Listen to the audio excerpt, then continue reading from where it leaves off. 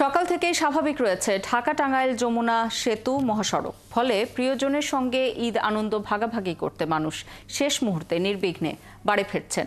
টাঙ্গাইল জেলা পুলিশের traffic inspector Harunur Rashid জানান, ঢাকার বিভিন্ন শিল্প কারখানা ছুটি হওয়ায় কর্মজীবী মানুষ গ্রামে ফিরতে শুরু করেছে। এতে সড়কে যানবাহনের চাপ বাড়ার সাথে গাড়ির সংখ্যা বাড়লেও মহাসড়কে কোনো যানজট দেখা যায়নি। তবে মাঝরাতে যমুনা সেতুর ওপর একাধিক যান বিকল হওয়ায় ভোর পর্যন্ত সেতুর পূর্ব পাড় থেকে এলেঙ্কা পর্যন্ত যানবাহন ধীর গতিতে চলে।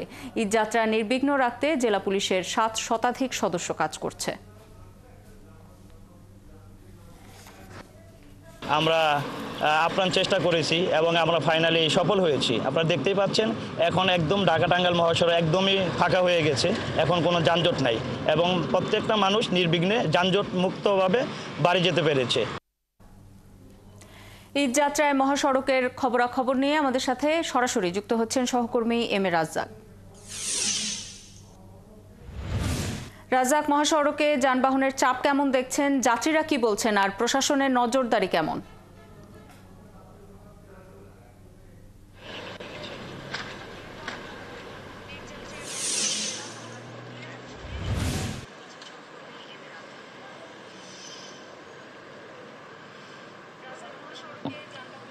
শাওন, চেরোচেনার যে ঢাকা টাঙ্গাইল যমুনা সেতু সড়ক, আমি যদি আপনাকে এখন দেখাই যে যানজটের চেরোচেনার যে সড়কটি, এই সড়কটি কিন্তু একেবারেই ফাঁকা। আপনারা দেখতে পাচ্ছেন আমি এই মুহূর্তে যমুনা সেতু পূর্ব টুল প্লাজার সামনে অবস্থান করছি। এটি কিন্তু টুল প্লাজার দৃশ্য যেটি দেখছেন, এটি কিন্তু সাধারণ দিনের চেয়ে একেবারেই পরিমাণে গাড়ি কম, বলতে গেলে শূন্য অবস্থায় দাঁড়িয়ে রয়েছে। যানবাহনগুলো চলছে একেবারে স্বাভাবিক গতিতে। আমি আপনাকে আরেকটি স্বস্তির খবর দিতে চাই। কিছুক্ষণ আগে এই টাঙ্গাইলের যিনি পুলিশ সুপার রয়েছেন তিনি যেটি বলেছেন যে ঢাকা টাঙ্গাইল যমুনা সেতু মহাসড়কের টাঙ্গাইলের সীমানায় একেবারে যানবাহনের সংখ্যা কমে গেছে এবং নির্বিঘ্নে মানুষ স্বস্তিতে বাড়ি ফিরছে। তবে এই মুহূর্তে এবং যমুনা সেতু পূর্ব টোল প্লাজায় দায়িত্বরত যিনি অতিরিক্ত পুলিশ সুপার সৌদিয়া হাবিব খান রয়েছেন, তার কাছ থেকেই আমরা জানতে চাই এই মুহূর্তে ঢাকা টাঙ্গাইল যমুনা সেতু মহাসড়কের অবস্থা কি, মানুষ নির্বিঘ্নেই বাড়ি ফিরতে পারছে কিনা তিনি জানাবেন।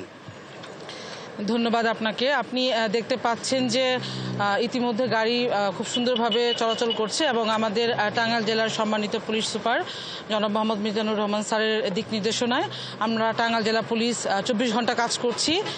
তো আমাদের এখানে 750 অফিসার ফোর্স মোতায়েন আছে।